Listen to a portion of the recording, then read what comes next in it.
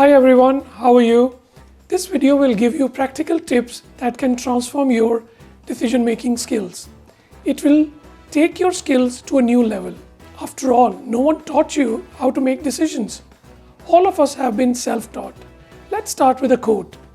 Nothing is more difficult and therefore more precious than to be able to decide. Napoleon. When you wake up in the morning, you start making innumerable small and big decisions, what to eat, what to wear, etc.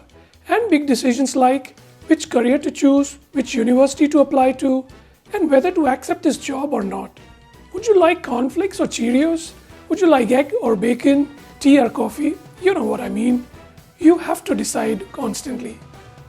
Your choices, big or small, compound over time, and the compound effect of these decisions leads to success or failure. For example, if you are repeatedly making good decisions, the outcome would be a success. But if you are repeatedly making bad decisions, the result would be a failure. The point is that you cannot ignore how you make decisions. Unfortunately, nobody has taught them to you, so you are not aware how to make decisions. Your best defense is your awareness. Please make a note, your best defense is your awareness. If you are more aware of your situation, you can always make better decisions. I will raise your awareness of how you frame the problem before deciding. Framing is a fundamental concept in decision making. A frame is a mental method you use to simplify the issue in front of us. Everybody adopts a mental framework to streamline the information from genius to ordinary. Any cognitive structures you create to simplify and organize the information to make a decision are called frames. You create such frames consciously or unconsciously. Unfortunately, few people are aware of the decision frames they are adopting. When you understand your decision frames, you start making better decisions. Think of frames like windows in your home that provide you with a view. There are three parts of a frame. Boundaries you set on the problem, the frame of reference that defines your success or failure, and yardstick is how you measure or evaluate success. Let's unpack these three parts one by one. To help you understand boundaries, allow me to give you a situation adapted from Daniel Kahneman's research to demonstrate how boundaries affect decisions. You like to promote local talent. You have bought a ticket for $50 to a play in your local theater. It is a small theater and the seats are not marked. Once you reach the theater, you discover you've lost the ticket. Now you are faced with two options, either going back, home, or buying another ticket. What would you do? Just pause the video and think for a few seconds to decide. Here is a modification of the same situation. You want to support the local talent in your community and have decided to watch a play at the local theater. You go to the theater to buy a ticket worth $50. You realize you have lost the $50 note that you kept in your pocket for the ticket on the cash counter. What would you do? Would you buy a ticket for $50? Please pause the video to decide. You've lost an equal amount in both scenarios. You should be equally willing or unwilling to buy the tickets. But that's not the case. People decide differently based on the boundaries they draw around the situation. Many people don't mind buying another ticket for the lost ticket by thinking that the ticket price is $100. However, the cash lost has little connection to the boundary they draw around the problem. So once again, the cash lost has little connection to the boundary they draw around the problem. They believe that the money lost is outside the boundary and the ticket is inside the boundary. In the case of lost cash, people are more hesitant to buy another ticket. There is no right or wrong answer. I'm just trying to raise your awareness of how we draw frames. Now let's look at the second part of the frame called the frame of reference. The frame of reference is a focal point.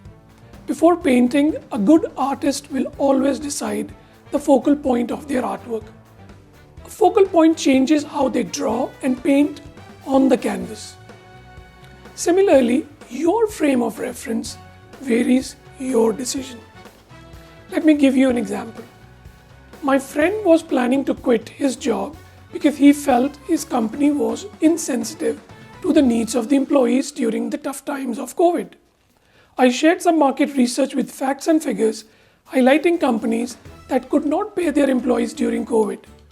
The new frame of reference changes decision. If your research is inadequate, a wrong frame of reference can also put you into trouble. Now we come to the third part of the frame called the yardstick, also known as sometimes the rule of thumb. The yardsticks we use in our decision frames can also put us in trouble. Consider this example adopted from Richard Thaler of Cornell University. You go to a store to buy a Casio watch for $100. Your wife tells you she had seen the same watch in another equally reputable store across the street for $60. Would you cross the street to save $40? Pause the video and decide. Here is the modification of the same situation. You go to a store to buy a 14 terabyte storage device for $1,000. Your wife tells you that she had seen the same device in another equally reputable store across the street for $960. Will you cross the street to save $40? There is no difference between the two situations. It again depends on how you are measuring success using your yardstick this time. Your decisions will vary if you are used to thinking in percentages. You may cross the street in the first situation because you are saving 40% and choose not to travel in the second situation. If you think in absolute dollars, you may cross the street. All that counts is what goes in your pocket, which is dollars, not percentages. It is essential to check your yardstick before evaluating. People can manipulate yardsticks to frame your thinking. Let me summarize what we learned in this video. You are making decisions all the time. You automatically create a frame around your problem, but you may not know what kind of frame you are adopting. The frame has three parts: boundaries, frame of reference, and the third one is the yardstick. When you analyze it, boundaries are what aspects of situation you leave out of consideration. The frame of reference is your benchmark, a comparative study, how you define success and failure. Yardstick is a measure of success or failure. When you are in the decision-making mode, all these factors play in your mind.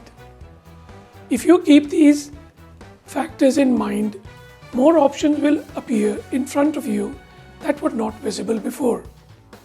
This in turn will increase your decision-making power. Your best decision is awareness, and I am only trying to raise your awareness as I mentioned earlier. If you found value in this video, consider subscribing and sharing it with your friends. If you haven't watched the video on cognitive bias, I encourage you to watch it and learn how to avoid decision traps and make smarter decisions. Look for the link on the top. Thanks for watching. Until next time, bye for now.